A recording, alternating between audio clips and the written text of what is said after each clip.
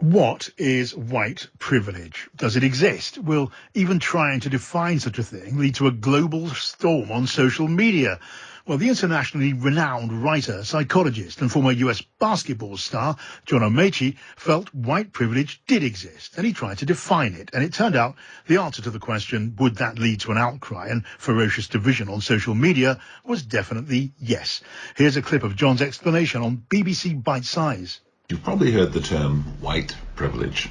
You may have even had this term used in a way that felt like an insult or an accusation. Others will have told you that it's all just made up to make white people feel bad, and none of this is right.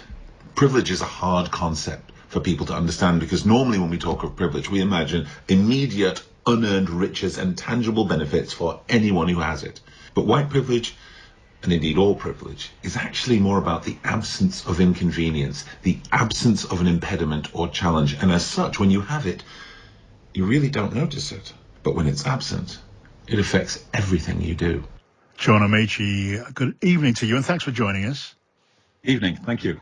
John, can I just, before we discuss your thoughts on white privilege and the controversy that caused, let me just ask you about something which is in a lot of the news agendas today, in the papers, on air, on social media and elsewhere. There's reporting of a tangle at the BBC, which apologised to its Director General for using the N-word in a report touching on the use of the N-word. In your judgment, could it be justified in a serious context to use the N-word, or is it just unsayable? It's not unsayable by everyone. And again, this is one of those things that I was talking to somebody who's a serious defender of the idea of black privilege. They think that actually black people are more privileged, and one of their citations was that black people can use the N-word, and I think that's true. I personally choose not to, but it's a word that was weaponized against black people, and now black people can use. I don't think it has an editorial place. Yeah. The N-word, when you say that, everybody knows what it means.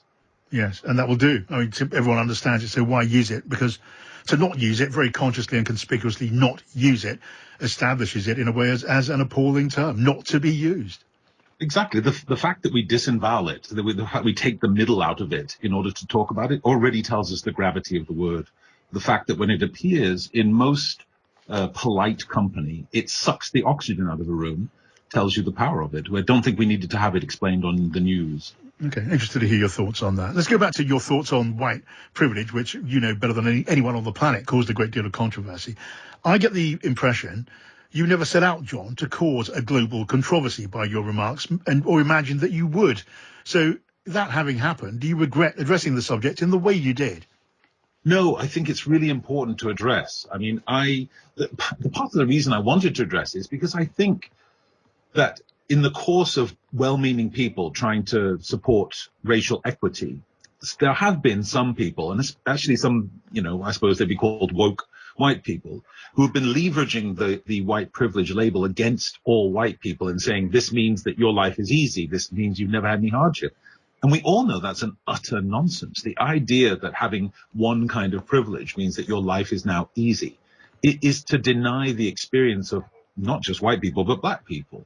And so I wanted to make it clear that this is about an impediment that when it's absent, you don't notice. But if you have it present in your life, it can often usurp even some of the other more obvious privileges that we do accept. And that's one of the interesting things about white privilege, is that most of the people who deny it are really, really keen to talk to you about how other kinds of privilege are real. They'll talk to you about class privilege, wealth privilege, beauty privilege, even accent privilege.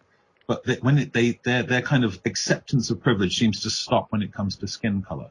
So you're basically arguing then that there can be advantages that go with being white in Western society. Would it have just been simpler to assert that there are sometimes disadvantages that go with not being white? Yes, there are. I suppose there are sometimes disadvantages, but people don't seem to want to address the disadvantages. They don't seem to want to, anytime I say I'm stopped and searched, people tell me, what was I doing? In the same way that it used to be that, well, I think it still is, sadly, that when women are sexually assaulted, people ask, what were they wearing? What were they doing? They try and find the blame within the individual. Whereas white privilege helps people understand that actually you don't notice this because nobody ever looks to you in that same way, or at least it's rarely that same way. when you get stopped and searched, it's not because you're a white person. That we know from the statistics from London during lockdown alone. Mm. Yeah, but then do you feel then that those who criticised or attacked you because you were criticised and attacked were, at least for the most part, people who were looking to criticise or attack you and using this as an instrument, as an opportunity? Oh, that was clearly so. The political persuasions of the people who, and I don't mean political in terms of normal political discourse, that civil, you can be conservative and civil, you can be Labour and civil. This is not about that. These were people whose timelines were strewn with some of the most venomous language about women, the most venomous language about LGBT people, the most venomous language about black and other minorities, the most venomous language about xenophobia. This was their way of activating their base around yet another, they thought, attack on white people. And I don't see it that way. I simply think when we are unaware of something, we're not able to do anything about it. I am ashamed that I did not know before meeting and befriending a number of people who are wheelchair users. I had no concept of how every day in tiny ways they had to consider that. And now I know. I think about it before I pick a restaurant. I think about it before we decide where we're going to go out to see if they've got an accessible loo and things like that. And all of this stuff seems tiny, but the vigilance that comes with the knowledge that it exists, that I have an able-bodied privilege that is clearly not earned. I just got lucky. But knowing it means that I can do something about it, or at least I can choose to do something about it. Yeah. But I wonder, did you, though, as it were, almost invite some criticism by using the phrase white privilege? Because I'm guessing you understand perfectly well there are plenty of people who are white who don't feel they are privileged at all in any meaningful sense.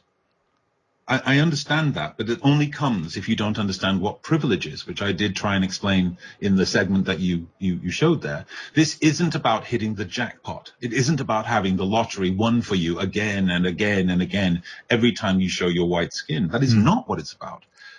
It's about the absence of an impediment. That's what it's about. So the reason I talk about white privilege is because it seems strange to me that every day I can hear people alluding to or talking about explicitly class privilege, that I can hear people alluding to or talking about explicitly the other kinds of privileges out there, wealth and beauty and all the others. And yet when it comes to race, when it comes to skin color, in a society that we have right now, not in some society in 1960s in Liverpool or 1950s or 40s in America, but right now, the idea that people could look around themselves with good conscience and think that the color of your skin makes no difference to how the world looks at you would seem to me a cognitive dissonance too far. I suppose on any analysis, this is a nuanced argument in the middle of a form of the culture war. I was criticised myself recently when I said in an interview that I simply don't believe Britain is a racist country. That wasn't to say that there isn't racism in Britain, because there quite plainly is. But I don't take the view that this is a racist country by simple definition. And I was criticised for that because this whole argument does not allow for nuance. Yeah, I mean, Britain has systemic racism built into its systems and its operating manual, if you like. And that's because we started that operating manual a long time ago, before people became a little more enlightened. But it doesn't mean that every single person in Britain is racist. That would be outrageous as an assertion. It's simply that if you deny the fact that some of the systems that we take for granted to be meritocratic are in fact biased in some way, if we deny that there might be bias in the system, we are very unlikely to be able to spot it. Because most of us, we go through life and we want to feel innocent and we want to feel meritocratic. We want to feel like we are not to blame and that the world that we occupy is meritocratic. So when we succeed in it, it is not through any fault of ours, and it's certainly on our own power. And that's not always the case. I played basketball in the NBA. I like to believe that it's entirely because I'm talented, but I'm also 6'9". And I just have a feeling that if I was 6'2", or I don't know what a regular size is, frankly, but if I was a smaller person, I have a good idea that any efforts and work I did wouldn't have made a damn bit of difference. Yeah. Do you reckon, just give me your judgment on this, do you reckon we as a society have become more divided along race and cultural lines, but particularly, I suppose, on racial lines for the purpose of this conversation? Because it's been supposed for so very long, this country, as so many other places around the world, we're becoming more liberal with a small L, more progressive in that sense. Was that not true, or is it in some way No, reversed? yeah, no, I think it's a really good point. I mean, this is probably one of those nuanced points that could last another hour, and I know you don't have that. But when we first sought to look at equality, we sought to do it from a position of ignorance. We sought to do it by saying, I won't see any differences, and that's how I'll ensure that everybody is treated equally. But then we suddenly realized that as human beings, we do notice differences, and if we notice them acutely, and those differences do have associations that make us treat people differently. So it's only recently that we've had to shift our mentality from pretending that we're colorblind to actually looking and recognizing people are different. I'm 6'9", 23 stone black man. If you think that you can look at me and I am in a colorblind way and I'm somehow the same as the person next to me who's a foot shorter, that's an absurdity. And so that will cause friction when you first start to look at difference, but it's an important step. But I would also point out that the division that you can sense right now, that I think we can all sense out there, is not accidental. It is a percolated division. Because while people can keep deciding that if we help everybody to realize that it's someone else's fault, that black people are told it's all poor white people's fault that they are suffering discrimination, because that's certainly the idea out there, that all the racism comes from the uneducated white people, which is ridiculous. But then, on the other hand, white people, especially those who are not as well off, are told that all your problems are because of black people. This is a really convenient position to make sure that the status quo never has to change. Yeah. I mean, I also wonder, do you believe that the divisions, which are maybe starker now, maybe widening, has that process been accelerated, made worse, quite simply, by the fact that we are heading into what looks like a pretty awful economic recession? There's going to be a lot of hardship out there, which can very easily make these kind of tensions worse, can't they? They invariably do. A hardship, a recession will always make people look over their shoulder. There's two responses, and we've seen both of them in Britain. We've seen the response during lockdown where the solidarity was pretty remarkable in the early days. But unfortunately, in a prolonged recession, you'll see people looking for reasons to understand outside of their control why is my situation so dire. I've worked hard, as most people have. I've really done the diligent right things, and here I am struggling. And there will be somebody there, a politician or otherwise, ready to tell those people that the cause of their pain and distress is that person over there. It will be personified as surely as if it was put on a poster. Yeah, John, I'd love to carry on with this for at least another hour, but I can't. But I can't resist one further question, because my eyes widened just for a second when you told me, are you really 23 stone, and are you really 6'9" tall? Because maybe no one is ever going to mistake you for any other person. This is exactly right. It's, I think, unusual for a psychologist, but pretty regular for a former basketball player. So now we have an interesting argument, as well as a pretty clear, pretty interesting vision of you, John Amaechi. Thanks for joining us on the programme.